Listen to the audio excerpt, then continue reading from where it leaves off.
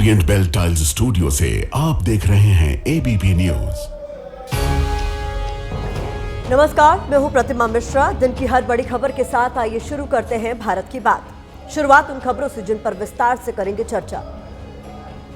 UP में कथावाचक से पिटाई की नई घटना सामने आई है। कांवड़ यात्रा में दुकानों के नेम प्लेट वाले आदेश पर पहलगाम आतंकी हमले की बात हो रही है।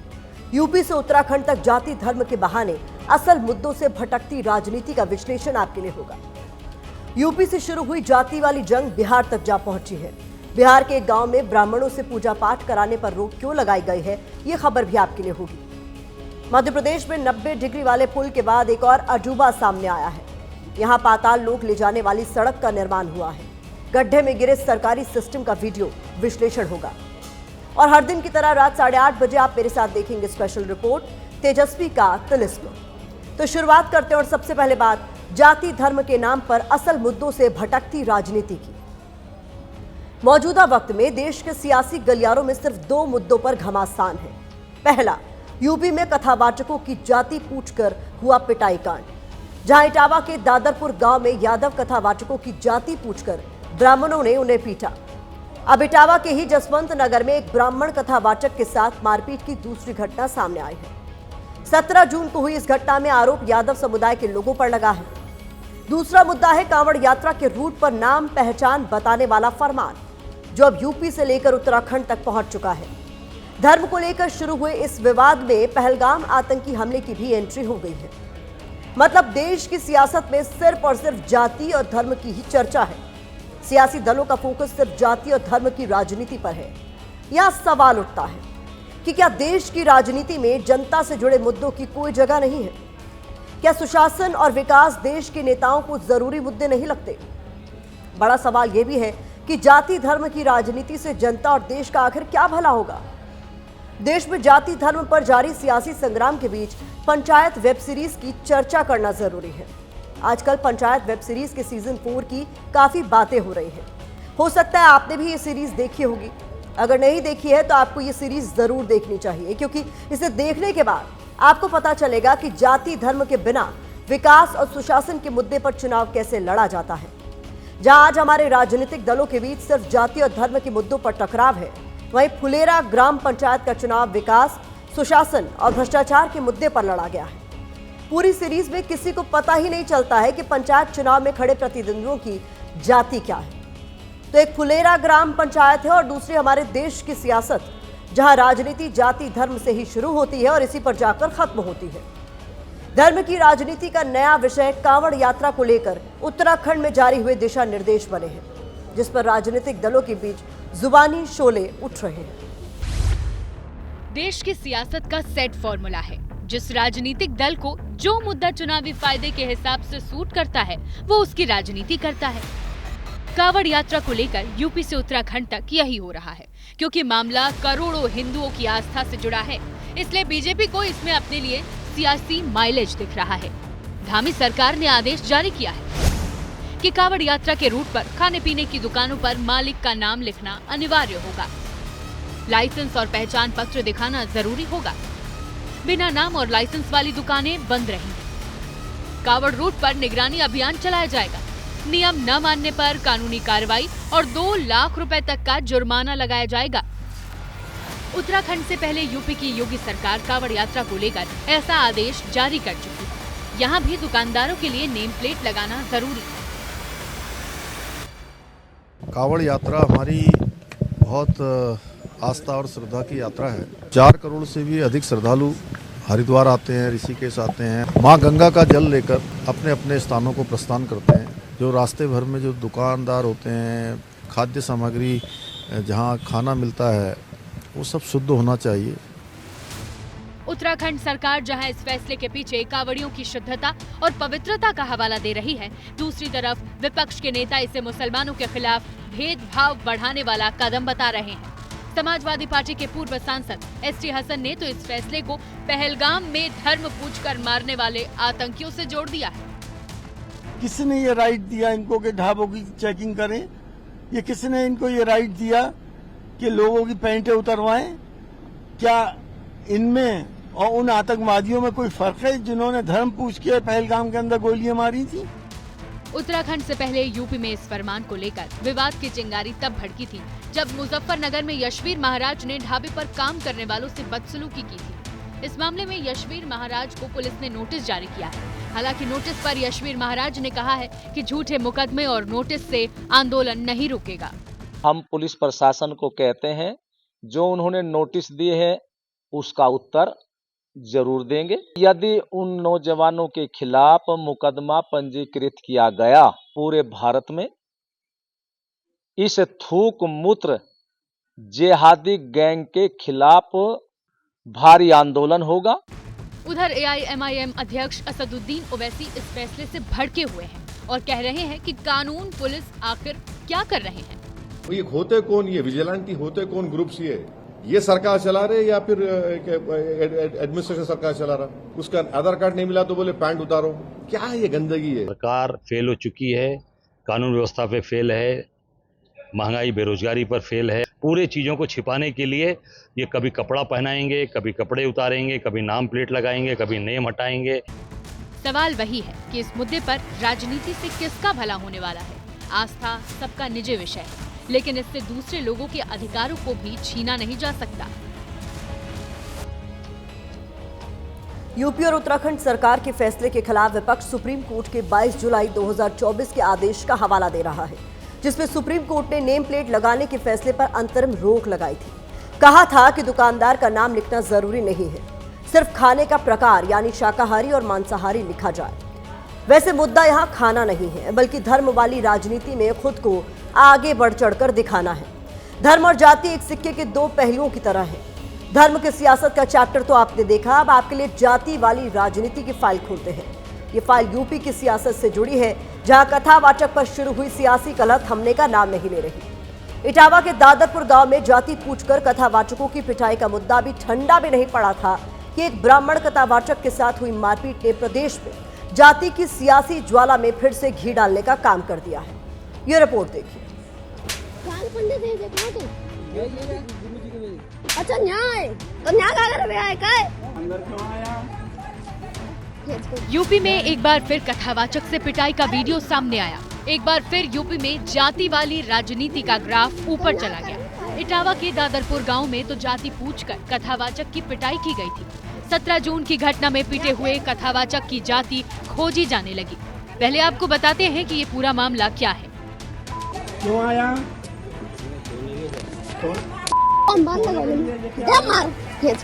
क्या है? इटावा के जसवंत नगर इलाके में जनकपुर गांव का एक वीडियो वायरल हो रहा है। 17 जून के इस वीडियो में गांव वाले एक युवक की पिटाई कर रहे हैं। बताया जाता है कि पंकज उपाध्याय नाम का ये युवक कथावाचक है, जो 16 जून को गांव में कालीचरण नाम के व्यक्ति से भागवत कथा आयोजन को लेकर चर्चा के लिए गया था। हालांकि वायरल वीडियो में लोग उसे पंकज मिश्रा के नाम से बुला रहे हैं। बारिश की वजह से एक रात उन्हें गांव में ही गुजारनी पड़ी। कथावाचक के परिवार का दावा है कि 16-17 जून की रात अचानक उनकी तबीयत बिगड़ गई। उन्हें मिर्गी का दौरा पड़ा। बेसुध हालत में वो कुछ दूरी पर सो रही एक महिला की चारपाई के पास जा पहुंचे। बस ग्रामीणों ने उन्हें नशे में समझा और महिला के साथ छेड़खानी के आरोप लगाकर पिटाई कर दी। जिन लोगों पर पिटाई का आरोप लगा वो यादव जाति के हैं, इसलिए इस पिटाई कांड की सियासी गलियारों में चर्चा हो रही है। वहाँ पर गया था नारियल शेर करने श्रीमद् भागवत महापुराण के लिए, तो इतने में मैं बारिश होने के कारण मैं वहाँ पर मैं रुक गया और फिर एकदम उठ गया, सो गया। फिर एकदम मुझे वहाँ पर बहुत धमकाया, पीटा। जो नशा है, नशा करता है, वो करता है, मुझे गंदी गंदी गाली दी और मुझे बहुत तबीयत से मारा। 21 जून वाली घटना के बाद इस घटना पर एक बार फिर यूपी में यादव वर्सेस ब्राह्मण वाली राजनीतिक जंग शुरू हो गई है। हालांकि अब तक न तो यादव पक्ष की तरफ से और न ही पंकज उपाध्याय के परिवार की तरफ से कोई FIR दर्ज कराई गई है। तमाम जगहों पे समाजवादी पार्टी के लोग जाति आधार पर हिंसा पर उतारू हैं, लेकिन अखिलेश यादव और पूरी समाजवादी पार्टी ये सुन ले कि उत्तर प्रदेश में योगी आदित्यनाथ जी की सरकार है। कानून व्यवस्था से खेलने का काम कोई भी करेगा, किसी भी जाति और धर्म का होगा, उसके ऊपर कठोर कार्रवाई सुनिश्चित की जाएगी।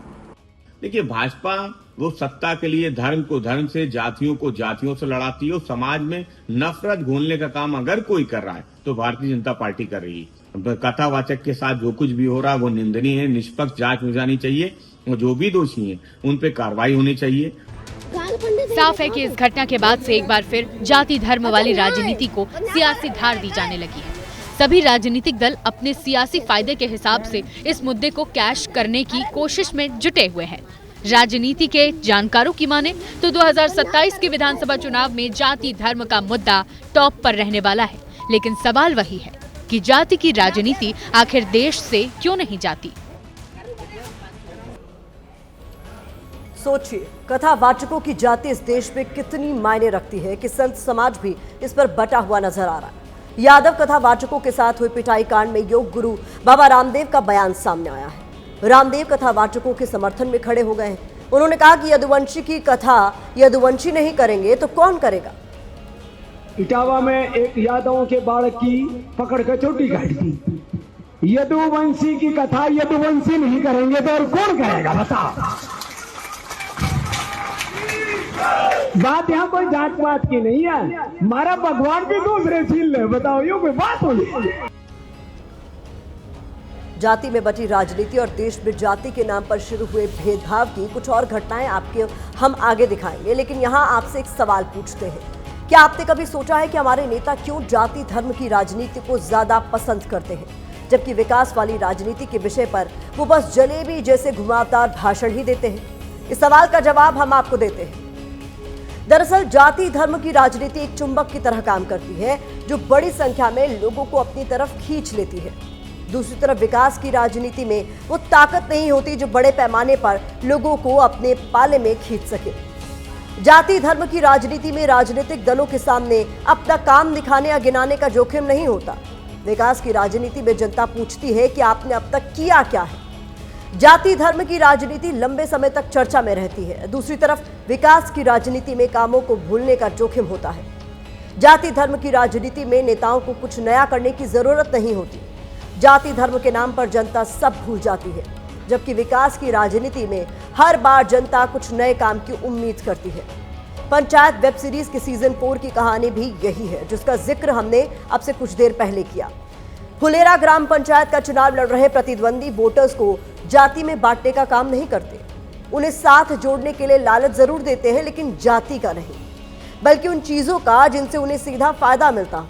तो फिर हमारे राजनेता ऐसा क्यों नहीं कर पाते? वो जाति धर्म को अपने एजेंडे में ऊपर क्यों नहीं रखते हैं? राजनीतिक विश्लेषक इस पर क्या कहते हैं, ये समझिए। जाति जो है हिंदुस्तान की सच्चाई है और राजनेताओं के लिए इससे आसान कुछ हो ही नहीं सकता कि धर्म और जाति पर आप पॉलिटिक्स करें, उससे लोगों को एक तरह से पोलराइज करने का काम करें। वो धर्म पर भी पोलराइज कर रहे हैं, जाति पर भी पोलराइज कर रहे हैं। तो उसमें सबसे आसान क्या काम है कि आपको किसी सवाल का जवाब नहीं देना।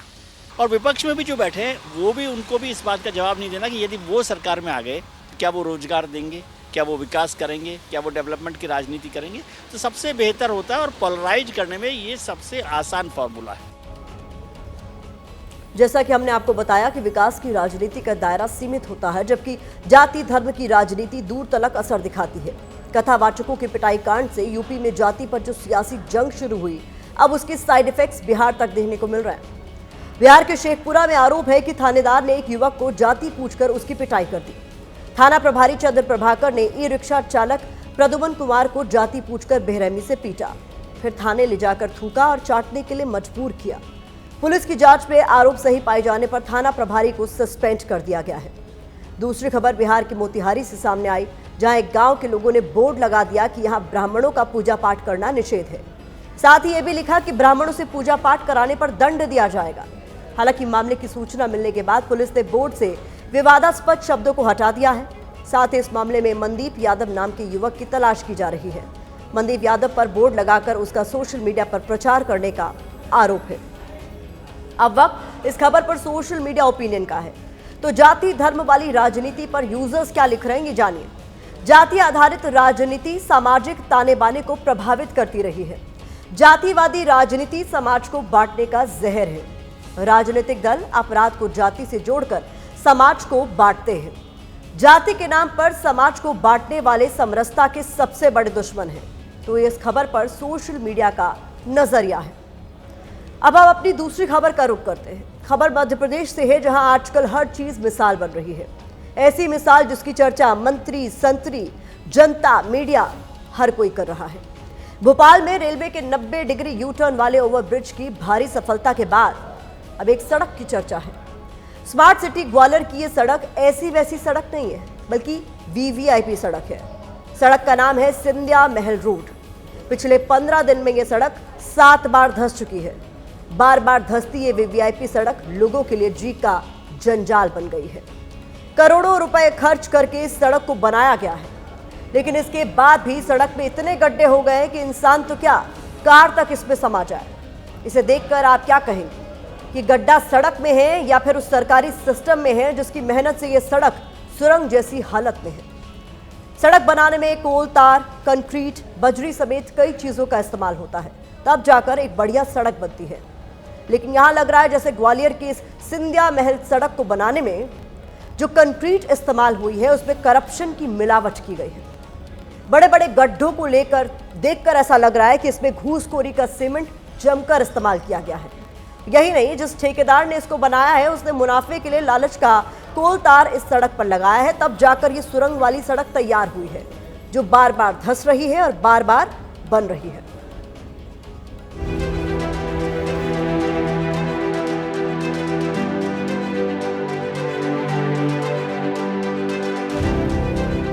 पता नहीं सड़क के अंदर कौन सा जिन बैठा है जो बार बार खोद देता है।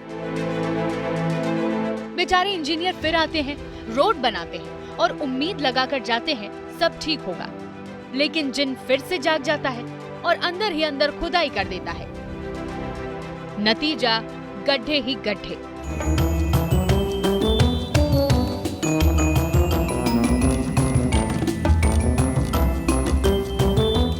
स्मार्ट सिटी ग्वालियर की सिंधिया महल सड़क वीवीआईपी सड़क है। यहाँ से बड़े बड़े वीवीआईपी दनदनाते हुए निकलते हैं, लेकिन इसी वीवीआईपी सड़क पर गड्ढों का कब्जा है। पिछले 15 दिन में 7 बार ये सड़क धंस चुकी है, यानी एवरेज देखें तो हर दूसरे दिन सड़क में एक नया गड्ढा। 15 दिन पहले बनी सड़क का 7 बार धंसना गंभीर सवाल खड़े कर रहा है। सड़क पर बने गड्ढों में बड़े बड़े वाहन फंस रहे हैं और आम लोगों को परेशानियों का सामना करना पड़ रहा है।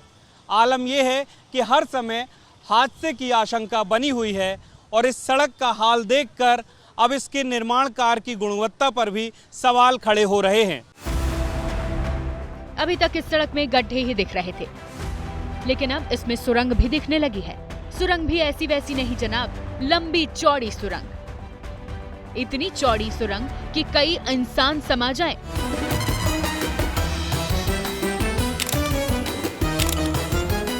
ये रोड बहुत ज़्यादा धसक रही है। एक से दूर दूर तक जाएंगे, थोड़ा थोड़ा दूर दूर पर गाड़ियाँ, जैसे ही गाड़ी निकलती है धसक जाती है, बारिश होती है धसक जाती है। बहुत ज़्यादा स्थिति खराब है।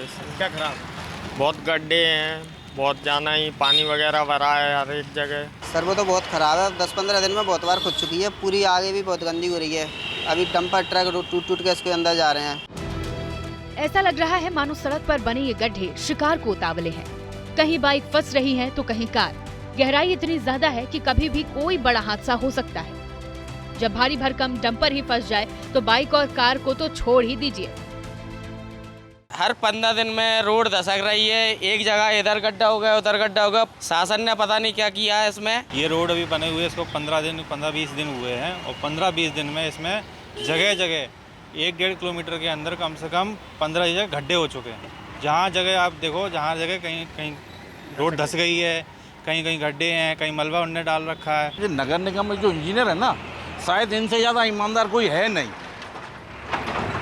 ये ईमानदारी का नतीजा है। 15 दिन में 7 बार सड़क के धंसने का चमत्कार होते ही अधिकारियों की भी नींद टूटी है, या यूं कहें कि वो जागने पर मजबूर हो गए, क्योंकि सड़क वीवीआईपी जो है मंत्री जी फंस गए तो।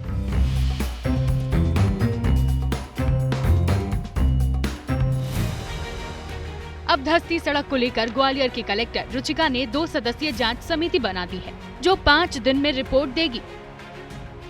जांच समिति देखेगी कि क्या सड़क निर्माण में कोई तकनीकी खामी है, क्या निर्माण में इस्तेमाल की गई सामग्री खराब है, भराव कार्य और सीवर लाइन डालने की क्या प्रक्रिया अपनाई गई। और ठेकेदार की जवाबदेही और निरीक्षण व्यवस्था क्या रही। उसका सैंपलिंग के लिए भी लैब में भेजा है कि किस प्रकार का मटेरियल उसमें यूज़ हुआ और अगर कोई गंभीर उसमें अनियमितता पाई जाती है तो तदनुसार कार्रवाई की जाएगी।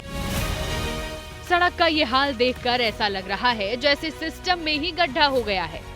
इस सड़क की हालत देखकर ऐसा लग रहा है जैसे अधिकारियों से लेकर ठेकेदार तक ने लापरवाही बरती है। घटिया निर्माण सामग्री का इस्तेमाल हुआ है।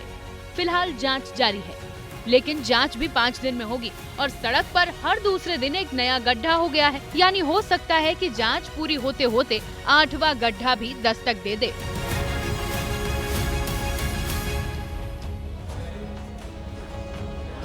मध्य प्रदेश के बाद अब बिहार पर आ जाते हैं, जहां सुशासन राज में गजब का कमाल हुआ है। बिहार के जहानाबाद की एक सड़क आजकल खूब वायरल हो रही है। उस सड़क के वायरल होने का कारण है इसके बीचों बीच खड़े हरे हरे पेड़, जो कभी भी हादसे का कारण बन सकते हैं। आपको दिखाते हैं सुशासन के सिस्टम की पेड़ वाली पोल खोल।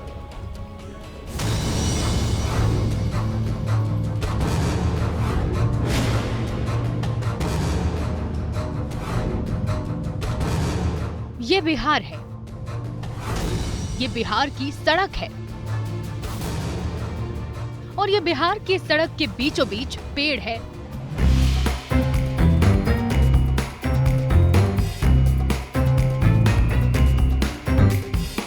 जहां तक नजर जाएगी पेड़ दिखेंगे, काली चमचमाती नई नवेली सड़क दिखेगी और दिखेगी ऐसी लापरवाही जिसे घोर लापरवाही कहा जाए तो ज्यादा ठीक होगा।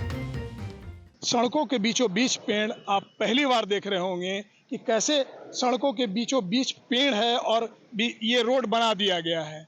ये रोड ठेकेदार ने बगैर एनओसी वन विभाग से लिए हुए बनाया है। स्थानीय लोगों का कहना है कि इससे बहुत बड़ा समस्या उत्पन्न हो गया है और बड़ी दुर्घटनाओं का ये कभी भी कारण बन सकता है। अब ये पेड़ रातों रात तो इतने बड़े नहीं हो गए, समय तो लगा होगा। सड़क बनाने वाले ठेकेदार को भी ये पेड़ जरूर दिखे होंगे, लेकिन देखकर भी इन्हें अनदेखा कर दिया गया। सड़क बनाने आए थे, सड़क बनाकर चले गए। पेड़ लगे हैं तो हम क्या करें? इस पेड़ वाली सड़क को बनाने में बिहार सरकार ने पूरे 98 करोड़ रुपए खर्च किए हैं, जिस पर गाड़ियां भी दौड़ रही हैं, लेकिन पेड़ से बचते बचाते। सोचिए, दिन में तो दिख जाएगा, लेकिन रात होने पर क्या होगा? अब सड़क के बीचों बीच खड़े दर्जनों पेड़ राहगीरों के लिए जानलेवा साबित हो रहे हैं।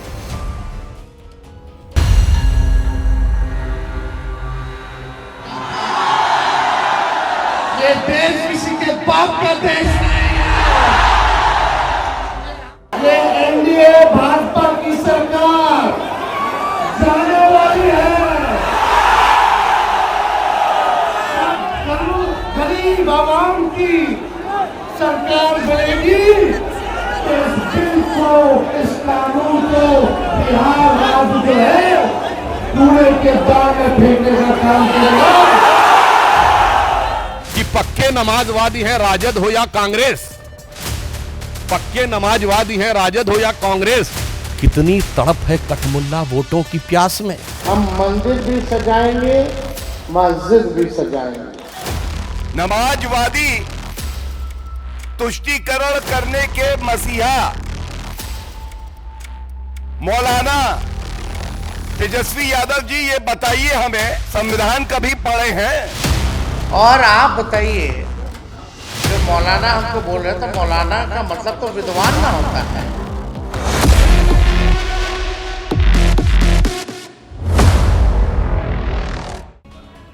तेजस्वी का तिलिस्म, जिसके जरिए वो बिहार की राजनीतिक जमीन पर अपने लिए मजबूत किला बनाने की कोशिश कर रहा है। ऐसा किला जो इस बार उन्हें सीएम की कुर्सी तक ले जाए। लालू यादव के बेटे तेजस्वी ने बिहार विधानसभा चुनाव के लिए अपनी पूरी ताकत झोंक दी है। उनकी एक आवाज पर लाखों की भीड़ जमा हो रही है और तेजस्वी अपने भाषणों में नीतीश सरकार के जाने की हुंकार भर रहे हैं। लेकिन सवाल यह है कि क्या ये इतना आसान है? जवाब है नहीं, आसान नहीं है और ये बात तेजस्वी भी बखूबी जानते हैं। इसीलिए अपनी रणनीति को तेजस्वी ने इस तरह से तैयार किया है कि अकेले ही विरोधियों का सामना कर सके।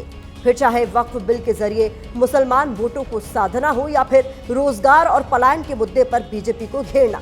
तेजस्वी के लिए ये करो या मरो वाला चुनाव है, क्योंकि वो जानते हैं कि अगर जीते तो सीएम की कुर्सी पर बैठेंगे। हम मिट्टी के नहीं, हौसलों और हिम्मत के बने हैं।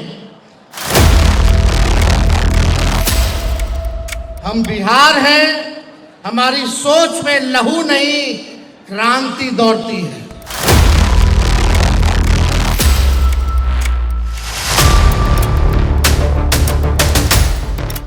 तेवर कह लीजिए, कलेवर कह लीजिए, नाम चाहे जो दीजिए, लेकिन इस बात में कोई दो राय नहीं है कि बिहार विधानसभा चुनाव के लिए तेजस्वी यादव का वोल्टेज बहुत हाई है।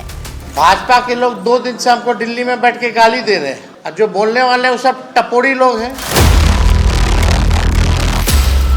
लफुआ लोग हैं। उनके लिए हमारे प्रवक्ता ही काफी हैं।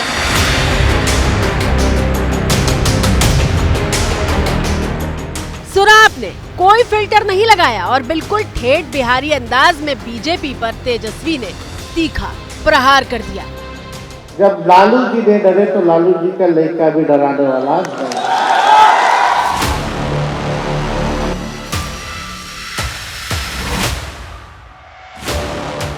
ये वो पिच है जो बिहार चुनाव के लिए तेजस्वी यादव ने सेट की है, जहां उन्होंने डिफेंसिव नहीं बल्कि अग्रेसिव यानी आक्रामक अंदाज को चुना है। सब लोग समझते हैं कि नीतीश जी के साथ चुनाव के बाद क्या होने वाला है। इसकी पीड़ा है हमको, लेकिन खुद से उन्होंने इस रास्ते को चुना।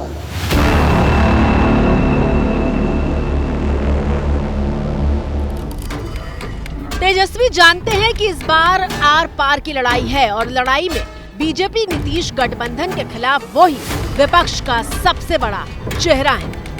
आपने इनको 20 साल से आपको केवल 20 महीना दे दीजिए, बस केवल 20 महीना। जो 20 साल में काम नहीं हुआ वो 20 महीना में हम काम करके दिखाएंगे। आमतौर पर कोई भी नेता सत्ता में आने के लिए 5 साल का वक्त मांगता है, लेकिन तेजस्वी सिर्फ 20 महीने यानी 2 साल से भी कम का वक्त मांग रहे हैं और इसीलिए कहा जा रहा है कि तेजस्वी बिहार चुनाव में फ्रंट फुट पर खेल रहे हैं।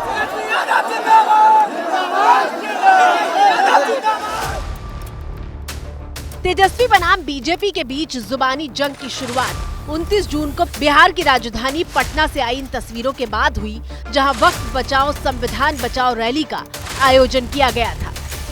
ये एनडीए भाजपा की सरकार जाने वाली है।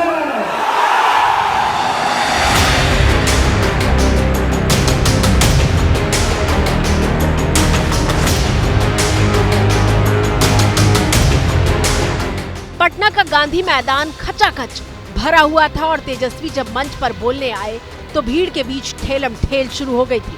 तेजस्वी ने भी माइक संभालते ही हुंकार भरी कि जैसे ही बिहार में आरजेडी की सरकार आएगी वक्फ बिल को कूड़े के ढेर में फेंक दिया जाएगा। गरीब आवाम की सरकार बनेगी, इस बिल को, इस कानून को बिहार राज्य जो है कूड़े के दाग में फेंकने का काम करेगा।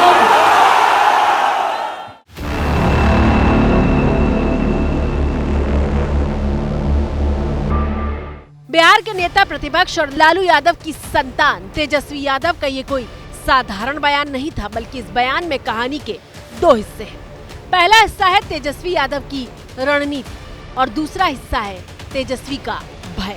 तो चलिए शुरुआत तेजस्वी यादव के पहले हिस्से यानी रणनीति से करते हैं। हमारे स्वतंत्रता संग्राम की लड़ाई में चाहे हिंदू हो, मुसलमान, सिख हो या ईसाई, सब लोगों ने इस देश की आजादी के लिए कुर्बानी देने का काम किया था।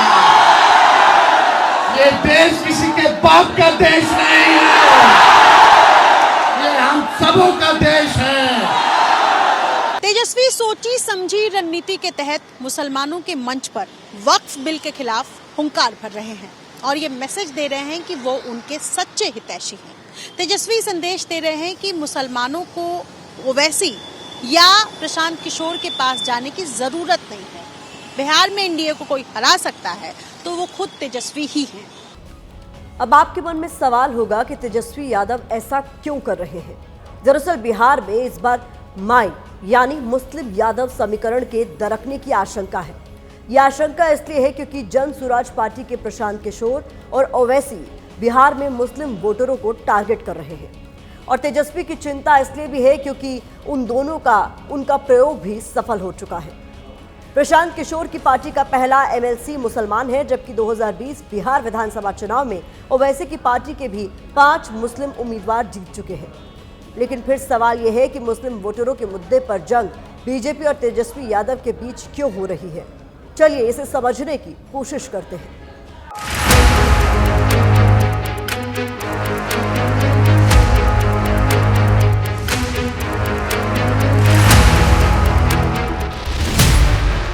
अब तो बिहार ही नहीं बल्कि पूरा देश जानता है कि लालू यादव की पार्टी आरजेडी का कोर वोट बैंक मुस्लिम और यादव है और इसीलिए बीजेपी को जब आरजेडी को घेरना होता है तो वो धर्म वाले उसी हथियार का इस्तेमाल करती है।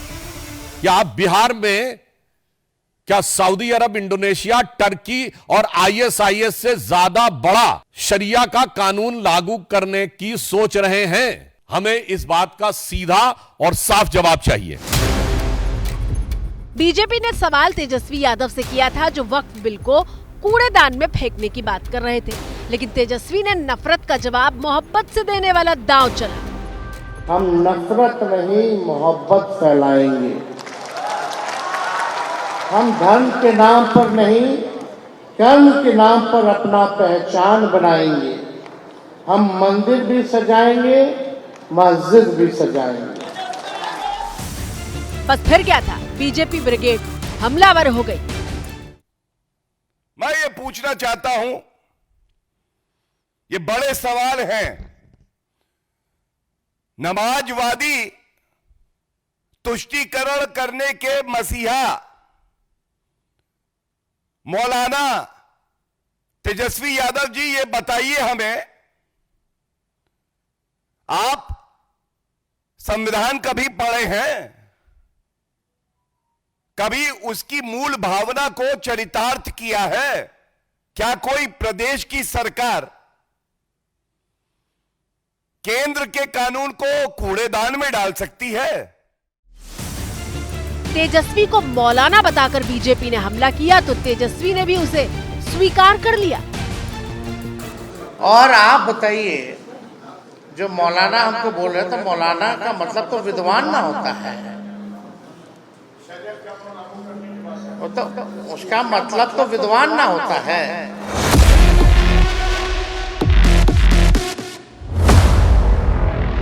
तेजस्वी यादव के मुसलमान वाले दाव पर बीजेपी भी सीधा अटैक कर रही है, क्योंकि बीजेपी चाहती है कि लड़ाई आमने सामने की हो। बीजेपी ये जानती है कि आखिरी वक्त तक मुसलमान बटेगा नहीं, तेजस्वी के पास ही जाएगा और इसीलिए बीजेपी 80 और 20 का दाव लगाकर चुनाव को ध्रुवीकरण के धार पर ले जाना चाहती है।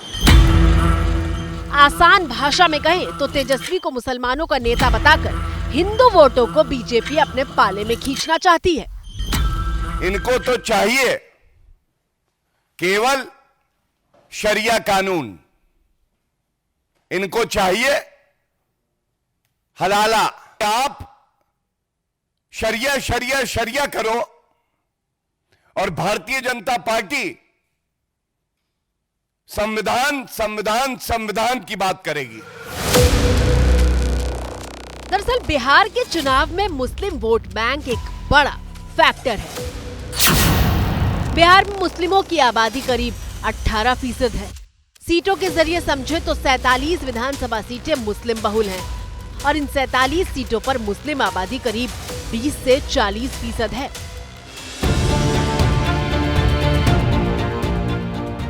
मुसलमान बिहार में परंपरागत तरीके से कांग्रेस का वोटर रहा है, लेकिन 1992 के अयोध्या विवाद के बाद बिहार के मुसलमानों का झुकाव लालू यादव की तरफ हुआ और तब से बिहार के मुसलमान लालू यादव के पक्के वोटर हैं।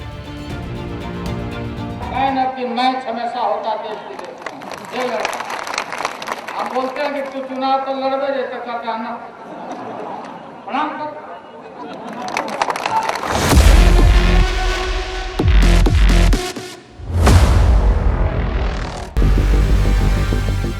इसीलिए तेजस्वी मुस्लिम वोटों को आरजेडी से छिटकने नहीं देना चाहते। तो तेजस्वी की रणनीति क्या है ये तो आप समझ गए, लेकिन अब कहानी के दूसरे हिस्से में आते हैं, जो है तेजस्वी का भय। तेजस्वी को डर वोटर लिस्ट को लेकर है। बिहार में वोटर लिस्ट दुरुस्त करने की जो प्रक्रिया चल रही है उसको लेकर तेजस्वी लगातार सवाल उठा रहे हैं। जब से नोटिफिकेशन हुआ है उसके 2 दिन बाद से ही हम लोग लगातार इलेक्शन कमीशन से समय मांग रहे हैं कि हमारा जो गठबंधन है, हमारा एक डेलीगेशन जो है आपसे मिलना चाहता है, लेकिन इलेक्शन कमीशन जो है मीटिंग का समय नहीं दे रही है। अब इलेक्शन कमीशन लगता है कि मोदी जी का कमीशन हो गया है, बीजेपी का कमीशन हो गया है, और बीजेपी इस मामले में चुप है, नीतीश जी इस मामले में चुप है। ये लोग वोटर लिस्ट से डरे हुए हैं, चुनाव हार रहे हैं, तो इलेक्शन कमीशन जो है इनको पीछे से जो है मदद कर रहा है। वोटर लिस्ट को लेकर डर ऐसा है कि तेजस्वी यादव पिछले 1 हफ्ते में कई बार प्रेस कॉन्फ्रेंस कर चुके हैं। आखिर क्या कारण है कि ठीक 2 महीने पहले चुनाव से इतना बड़ा निर्णय लिया है, अब पूरा नए सिरे से वोटर लिस्ट जो है 8 करोड़ लोगों का बनाने का काम करेगा।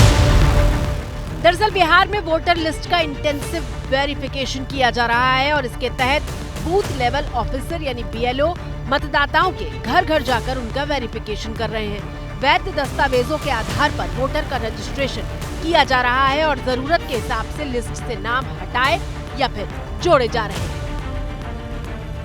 वोटर को अपना रिसेंट पासपोर्ट साइज फोटो जो है चिपका देना है। वो अपना जो भी डिटेल है, जैसे जन्म तिथि भरना है, उनका आधार संख्या वैकल्पिक है, आधार संख्या अगर नहीं भी देते हैं तो चलता है। समझाने में लोगों को सही से अभी इसके बारे में पता नहीं है, तो लोग जानकारी देना तो आपका काम। हाँ, जानकारी देना मेरा काम है। तो सर कहने का मतलब है कि घर घर जाके एक एक आदमी को जानकारी देना। अब गए तभी ना, मिले तभी ना।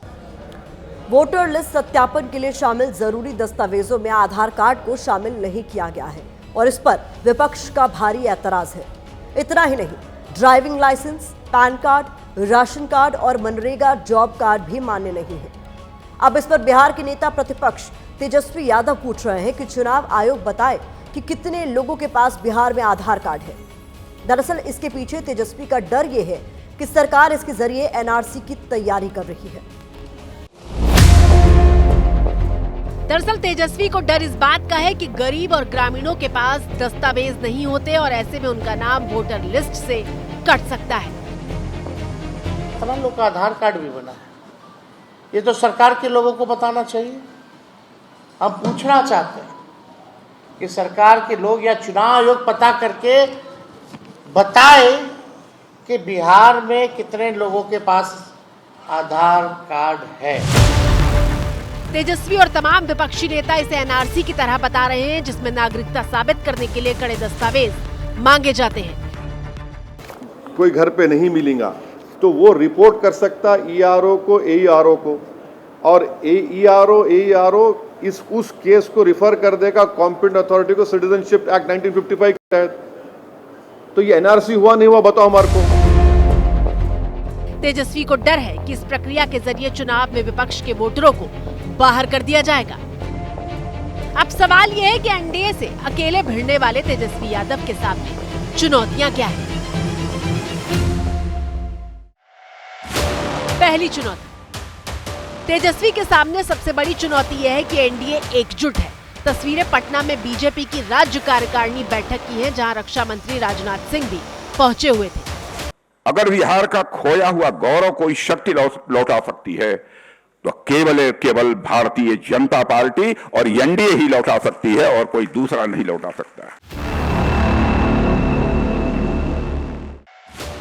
राजनाथ सिंह बिहार चुनाव के लिए रणनीति का खाका खींच रहे थे। वो विरोधियों पर हमला भी कर रहे थे, लेकिन तेजस्वी का नाम नहीं लिया। दूसरी मुश्किल ये है कि लोकसभा चुनाव में भी आरजेडी का प्रदर्शन बेहतर नहीं रहा है और 2020 के विधानसभा चुनाव में भी तेजस्वी यादव जीतते हार गए थे। कैसे, वो देखिए। 2020 के विधानसभा चुनाव में एनडीए को 37.26% वोट मिले थे, जबकि महागठबंधन को 37.23% वोट। दोनों गठबंधन के बीच वोटों का अंतर महज 11,150 वोटों का था, लेकिन एनडीए तब 125 सीटों पर जीता था, जबकि महागठबंधन को 110 सीटें मिली और अन्य को 8 सीटों पर जीत मिली थी।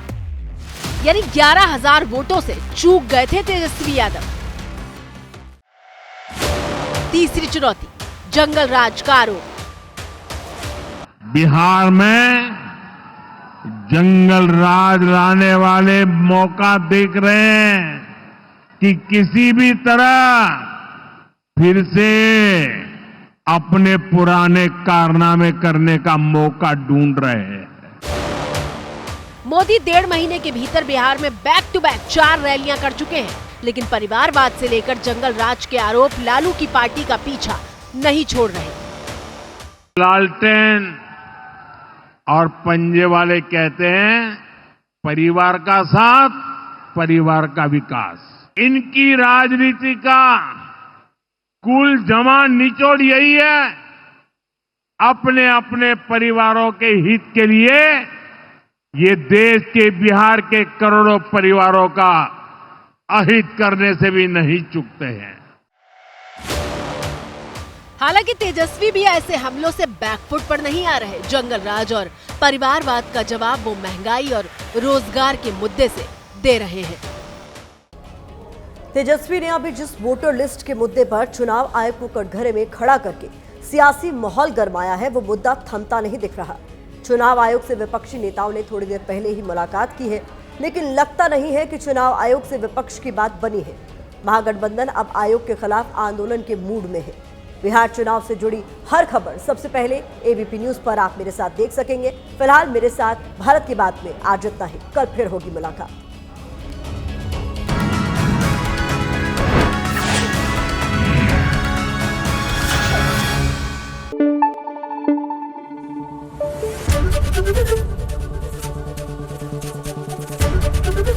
एबीपी न्यूज आपको रखे आगे।